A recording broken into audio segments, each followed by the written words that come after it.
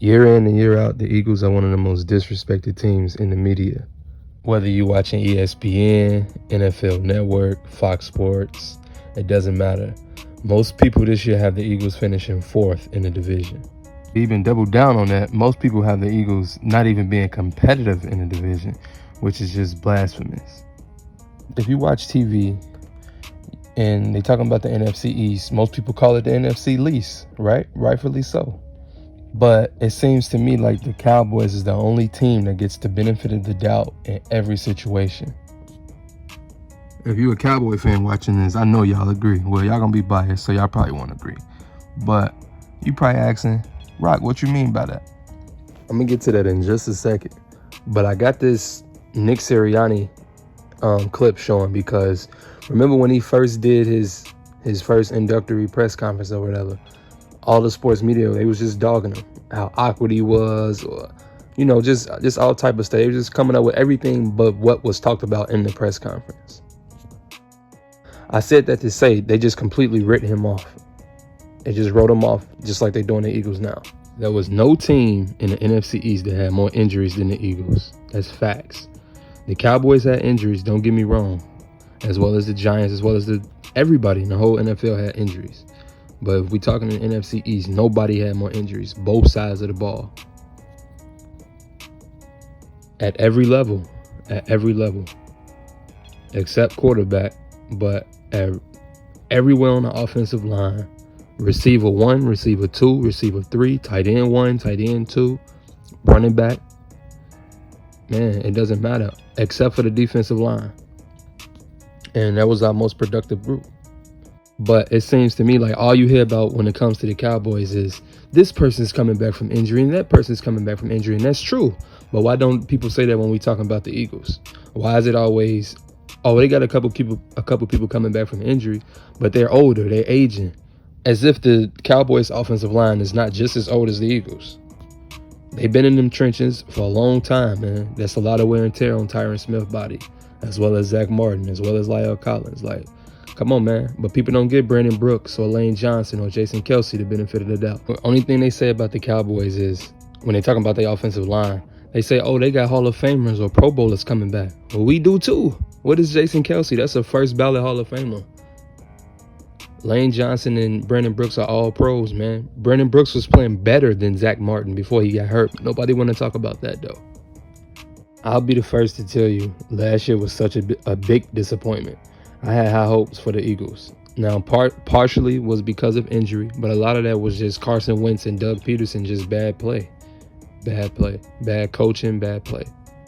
In retrospect, it's easy to say that the Eagles was fools for not drafting Justin Jefferson, but I was one of the ones that was, more so a speedster than Justin Jefferson. Now, I'd be first to say that I was wrong. If the Eagles had Justin Jefferson now, man. But at the same time, not giving up on Jalen Reagor either. It's 1 year. And the Eagles were a mess from start to finish. From the moment they drafted Jalen Hurts, they were a mess. Not because of Jalen Hurts, but because of the Eagles front office. They didn't have a plan on how they wanted to use. They didn't have a plan with nothing last year. Everything that could have went wrong last year. But it's a new year now. The Eagles have a whole completely new front office. Head coach, assistant coach, position coaches. Everywhere you look is new faces on the roster. That don't mean that it's going to be bad, though.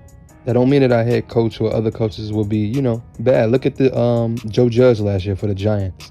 Nobody had high hopes for him, and now, he's looked at as a good coach. He turned their whole organization around, the whole franchise around. Okay. So what exactly is the reason why people writing the Eagles off? Is it because it's a new coaching staff? Is it because Jalen Hurts? Like, what is the reason why? There is no reason why, because they shouldn't be written off in this division alone. Only a delusional fan will tell you that the Eagles are Super Bowl contenders, not this one. But what I will say, though, they are NFC East title contenders, though. To say they're not, I just don't know how. Yes, the Cowboys improved. Yes, the Washington football team has improved. And yes, the Giants has improved. But the Eagles also improved. Now, I think they improved more than anybody with the exception of the Giants. Well, you know what? I'm not even going to say that. The Giants and Washington offensively both got better, for sure. And the Giants defense, the Giants got better on both sides of the ball. But the Eagles did too, man. So with this list that we looking at, Philly's notable offseason moves. As everybody know, the Eagles lost Carson Wentz. He was traded to Indy, which I'm not the Eagles fan either that's going to sit up here and bash Carson Wentz. I know what he can do. I know what he's capable of, and I'm definitely still rooting for him. He's going to succeed in Indy, but that's a different topic for a different day. They also lost Deshaun Jackson to the Rams and Alshon Jeffrey. In reality, we didn't have Deshaun Jackson or Alshon Jeffrey last year, so we've been lost them. Let's focus on these additions, though. Joe Flacco, don't expect to see him. Eric Wilson is a key, sneaky, under the radar move. Kerryon Johnson is going to be huge for his blocking standpoint and just that bruiser back that we need. Devontae Smith, I don't have to say anything about him. Everybody know what he represents. Anthony Harris, everybody always want to resort to Pro Football Focus when, it benefits their argument. Well, that's what I'm going to do in this case. Pro Football Focus loves Anthony Harris. Go do your research on him. Steven Nelson and Ryan Kerrigan both were great pickups for the Eagles, especially Steven Nelson. Not even just last year, but the past couple years, you hear people, when they're talking about the Eagles, you hear most people say what? They have to address their secondary. They have to address their receivers. The Eagles did that by drafting Jalen Reagor last year, by drafting Devontae Smith this year. Now it's just time for those young guys to just grow. They're still unproven. They still got to prove it, for sure. But they are making the steps into improving their position. And in terms of secondary, it's just been atrocious. And part of that, in my opinion, was Jim Schwartz too. And he's gone. And then not only do you replace him, but you also fix the personnel too. So like I say, adding Anthony Harris and Steven Nelson are two major moves for the Eagles secondary. Now Avonte Maddox can go back into the slot and play what I believe is his natural position. Now you got Darius Slay with another true outside corner out there on that island with him.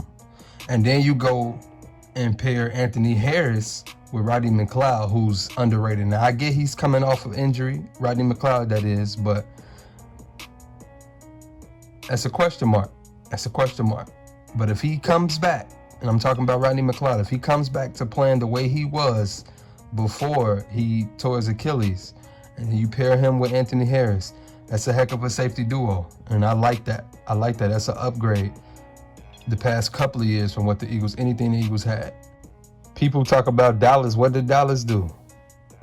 Dallas went and drafted a lot of, they tried to fix their secondary by drafting. Yeah, they got the safety, Kazee from Atlanta. He's a playmaker, but he's coming off of Achilles.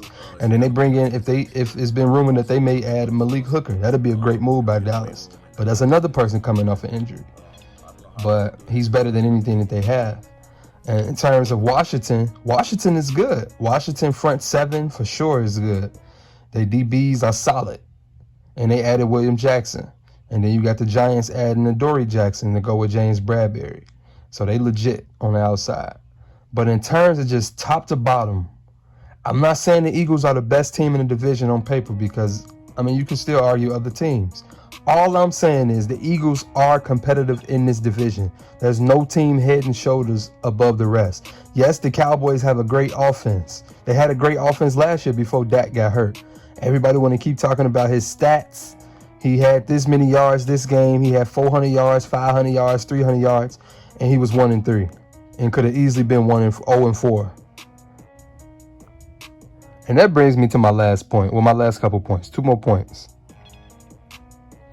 The Eagles, when you're talking about the Eagles, also the past couple of years, except with the exception of last year, the Eagles have always been one of the best teams in the trenches, offensively and defensively.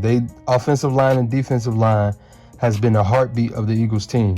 You could argue any team is most good teams in the NFL have good lines. But If the Eagles come back healthy offensively, they're going to be good because they're going to run the ball. Sirianni wants to run the ball. And they have the running backs to do it. We have depth. And the offensive line, man, is going to be top 5 in the league. I guarantee it. If they healthy, it's for sure going to be top 5 in the league. As well as the defensive line. The defensive line is top 5 in the league right now. Last point I want to touch on is Jalen Hurts. Everybody has just written him off, and I don't understand why. Nobody wants to talk about how when he stepped in, first off, he was drafted to a situation that, again, didn't have a plan for him.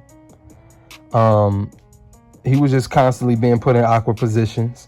Doug Peterson had lost himself. Carson Wentz had lost himself, which ultimately lost the team. So you throw Jalen Hurts in, a rookie, just throw him in under the fire. What you expect? We don't have receivers as it is, and everybody's hurt on the line and the receiving core and the tight end core. Like, everybody's hurt. But nobody wants to give him that benefit of the doubt in terms of, you know, what he can and can't do. It's always just what Jalen Hurts he can't do this or he can't do that. We about to see what Jalen Hurts can do. Yeah, he went 1-3 or whatever it was in his starts, but he showed flashes. We're playing out there with limited talent. So let's see him with somebody who he played with in college, Devontae Smith. Let's see Jalen Reagor come back and be healthy. Let's see Zach Ertz, if he's still on the roster. Let's see him be healthy. Dallas Goedert. Let's see that offensive line that healthy. Let's see Miles Sanders there. Let's see Kerryon Johnson or Kenneth Gainwell, who we drafted in the 5th round, who's going to be a steal, a playmaker. Let's see what he do with these weapons on top of his dual threat abilities. With Sirianni, let's see what he can call. We don't know. But to just write the Eagles off, man, I just think that's just not right. All right, last little run through. Cowboys, great offense. Can't take that away from them. Top to bottom, everywhere you look on their offense, it screams explosive, it screams high scoring. But that defense, everywhere you look, it screams trash. From their line, and DeMarcus Lawrence is already starting the season with an injury. But we don't even have to talk about that. Their line is garbage even with him there. They linebackers, all the talent, but the productivity is not there. That equals the talent. But we going to see, though. The corners. Come on, man. That's food. That's food. Everybody want to act like Trevon Diggs is elite, and he's not. He's okay. He's okay. He's a playmaker, but he gets beat just as much as he can make plays. Safeties. We're going to see. You got 2 guys coming out from injury. We're going to see. As I'm recording this clip, it just came out that Malik Hooker has signed with the Cowboys. Great move, but that's somebody that's coming back from Achilles. If I'm not mistaken, this is his 2nd biggest injury too. But let's move on. So my point is, okay, Cowboys, they're going to be in a lot of games because of their offense, but they're going to lose some games because of their defense. So we're going to see. That look like an 8-8, 9-8 team, 8-9 team again. But we're going to see. Washington football team, y'all have to repeat that, my guy. That was 1 year of y'all being solid, and y'all barely won the division in a bad year. Yes, y'all have a great defensive line. Yes, y'all picked up Curtis Samuel. Antonio Gibson was good. But we got to see it. We got to see it, man. It's question marks on y'all offense, too. Starting with the quarterback. The Giants, same thing. Y'all loaded. Y'all are loaded at receiver. Y'all got Saquon coming back. But y'all offensive line is garbage. And y'all quarterback is still very young and inconsistent. So my point is, again, is no team head and shoulders above nobody. And it's up for grabs. Stop writing the Eagles off. Well, you know what? Keep writing the Eagles off. As our own organization motto, we all we got, we all we need. That's all I got now. Checking out.